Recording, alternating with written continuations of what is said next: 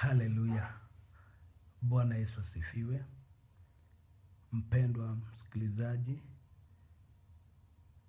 ambaye unaweza kusikia sauti hii, ningependa kuchukua nafasi hii siku ya leo kukukaribisha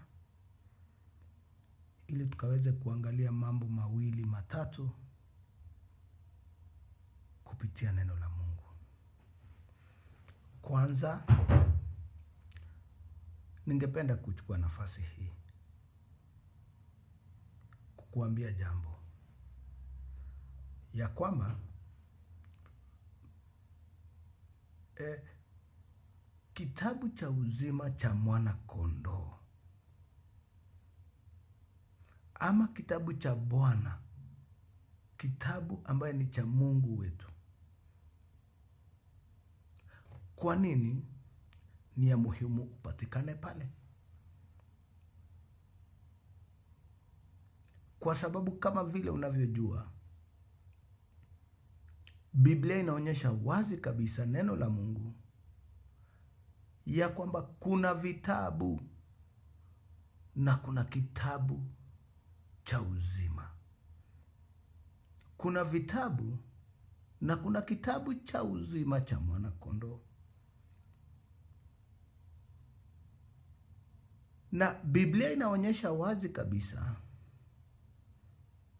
ya kwamba wale wataweza kuokolewa ni wale tu ambaye majina yao yatapatikana katika kitabu cha uzima cha mwana kondoo. Kwa hivyo Mkristo mwenzangu, wewe ambao umekubali, ukaamini Mungu, ukakubali jina lako liandikwe katika kitabu cha uzima cha mwana kondoo, kila mara uko na wajibu. Na nataka nikuonyeshe kupitia neno la Mungu, ili ndugu yangu na dada yangu, wewe ambao unatamani siku moja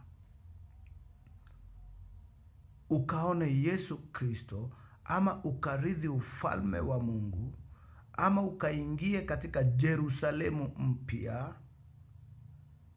ya kwamba kila mara uko na wajibu wa kufanya. Kwa sababu jina lako